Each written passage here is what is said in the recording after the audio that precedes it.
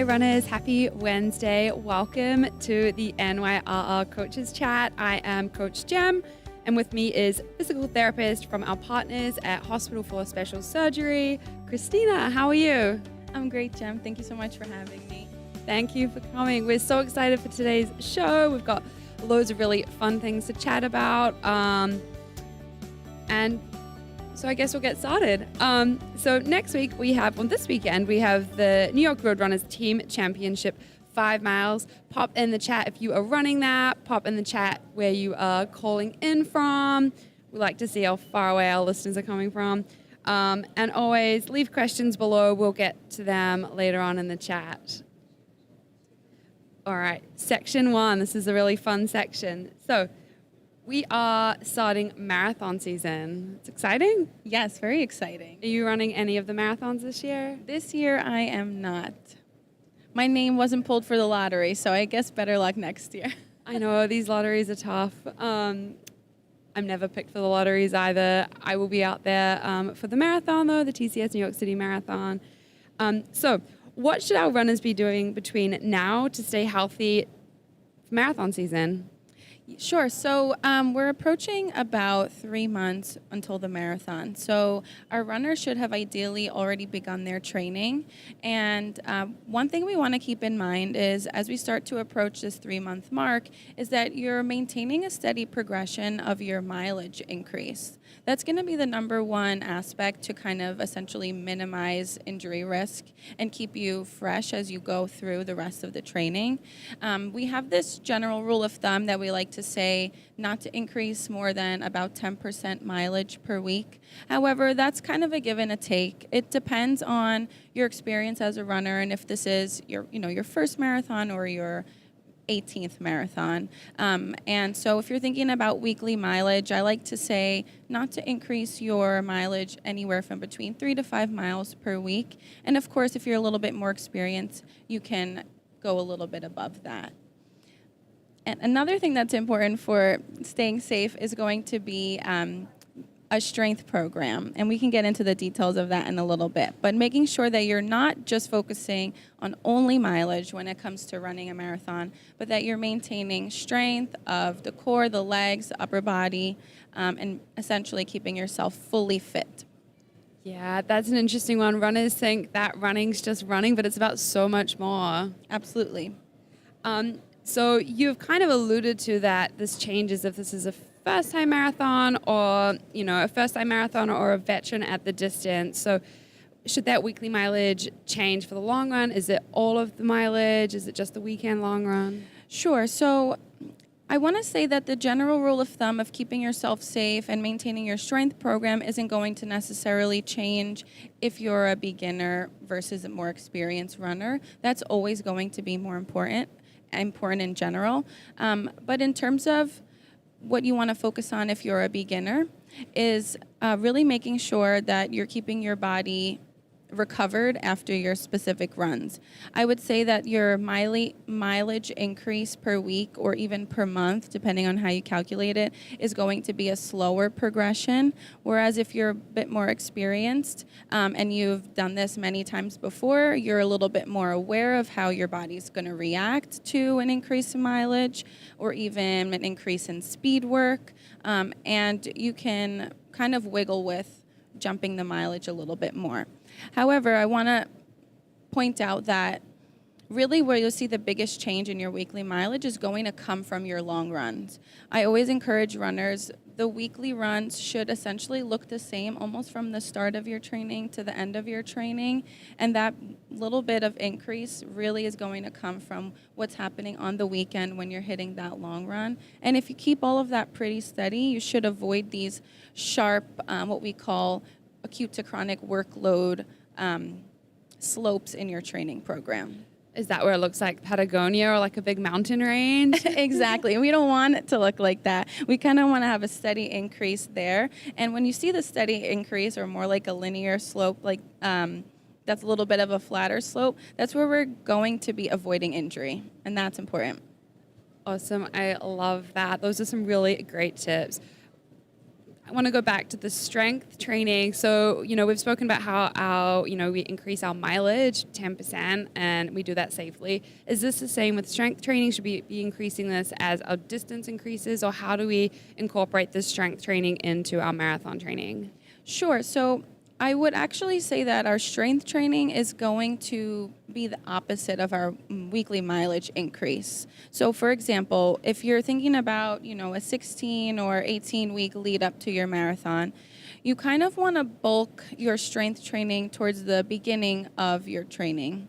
And that should include maybe 50 to 60% of your weight maximum, and for general lower extremity exercises like quad and hamstring strength, glute strength, especially lower leg, calf strength.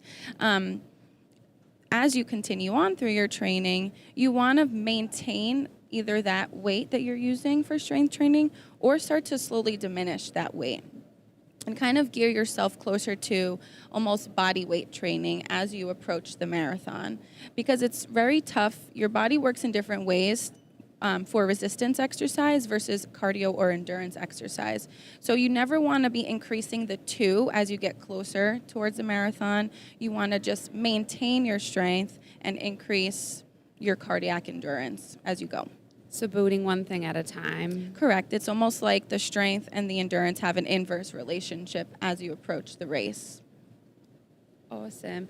What would you say ideal recovery time would be after, a long run or strength exercise? How do we incorporate that? Because we know that rest and recovery is also really important with the training. Absolutely. So in general, I tend to say when you're doing your weekly mileage, you want to give yourself a day in between your runs to incorporate some type of strength or cross training. But specifically when it comes to a long run, there's a lot that goes into recovery after that. One big thing I'll talk about is nutrition and making sure you're refueling your body. So after a long run, you really want to have a little bit more calorically dense meal that includes carbs, protein, and a little bit of the fats too. But specifically, you want to make sure that you're not overexerting yourself that day after a long run. I know people like to do their long runs in the morning and then maybe go out for a walk or explore the city or have a nice Saturday or Sunday. But what's really important is that you give your body physical rest from deloading it that same day. And it's important to even try either that night of your long run or even the next day to do your stretching. So even if it's just a bit of yoga, Pilates, but general stretching for the lower extremities specifically, because it takes up a lot of load during your long run. So it's important not to overload your body later that day or the following day after a long run. I really like that advice. So it sounds like a really good opportunity after do a long run to just relax. Exactly. Is that what you're saying? You've done your hard work for the day. Now take a chill pill. I love that. Watching TV, catching up on something, relaxing, doing a few light stretches. Exactly. That sounds fantastic. I'm going to incorporate that into my training. Yes. Throwing this back to the chat. Have we got any questions, any shout outs? Okay. No one, if you are listening online, pop in the chat where you are calling in from. We love to answer your questions. We love to know where you're calling in from. That's really fun. See who the furthest runner away is. So we're going to move on to topic number 2, which is feet. Yay. We love the feet. You love feet? Not a huge feet fan, so we're going to learn a little bit more about feet today. So can you talk about what happens to the foot when it hits the ground and goes through the runner gate? Sure. So I'm really glad that you're bringing this up because this is a very, very important aspect that I think often gets neglected when we're training for a marathon. So if you think about your foot, it's meant to be mobile, but at times it's meant to also be solid and give you support. So when your foot is striking the ground, whether it's your heel or midfoot, that tends to be the most common way that we see runners load and strike their body. So when the foot is striking the ground, as you're rolling through into what we call as mid-stand, so when you're fully weight-bearing on the foot, the arch of your foot is supposed to become what we call a rigid lever. So if you imagine you're striking, you roll through, your foot is supposed to support you the most when you're fully weight bearing. Now, a lot of runners you'll hear say like, I overpronate or my foot rolls in. And pronation is actually acceptable in the body. We need and we want pronation to occur while our foot is moving through space. However, we only want a certain amount of pronation, enough that's still going to give you that rigid support and then allow you to roll forward and push through the ball of your foot and through your toes and essentially propel you forward. So pronation is something that often gets looked at especially when we talk about footwear and the shoes that you're running in, but we want to know that the muscles are supportive enough to provide that strong base, but then still allow you to propel forward. Feet is so important for running. We, are pounding the pavement, left foot, right foot. Would you say that runners, especially our new runners and even our veteran runners, should be getting their feet checked at shoe shops to check for shoes, footwear? Absolutely. I often recommend that, our runners either come to a New Balance store or anywhere that's available to them and throw their foot on the plate and kind of just get a gauge for what their foot shape is and what might be the best shoe for them. Of course, there are different intricacies and accuracies that go along with some of those plates, but I think it's a good baseline just to start, especially if you're a new runner. And then, of course, our experienced runners may have a little bit more feedback according to what they've been running in for years and what feels comfortable for them. But I do think it's important once you find a shoe that works for you to try to stick with it. So not changing shoes all the time, having a rotation. A rotation is important, but if a specific shoe works for your foot type, we want to try to maintain that. And then what's always important is to have a strengthening or intrinsic foot program that you do outside of, your training. So it still kind of supplements that your muscles are working as well as having an external support with a good shoe that you like to wear. And what would you say the best way to prevent foot injuries when running? Yeah, so I think this is something that often gets neglected. Like we think about the core and the hips and the upper leg a lot, but when it comes to your feet and protecting them from injury, you want to place a big focus on kind of two different categories. We split up the muscles of the foot as intrinsic and extrinsic. The intrinsic muscles are the ones that start and attach just within the foot itself, and then the extrinsic are the muscles that originate outside of the foot, so they come up into the lower leg, and then they kind of reach into the ankle. So important aspects of training the extrinsic foot muscles are going to be calf strengthening, posterior tibialis strengthening, which lines the inner aspect of your foot, peroneal strengthening, which is the outside of your foot. And those three aspects are going to essentially give your foot stability when you strike the ground and not wiggle and wobble either to the inside or the outside. But then, importantly, is to work those inner foot muscles, and we call these like short foot exercises. So doing little things like towel scrunches or arch lifts, or even practicing some of your strength training barefoot or with a resistance band around your arches is just going to be a small cue to get those inner muscles active.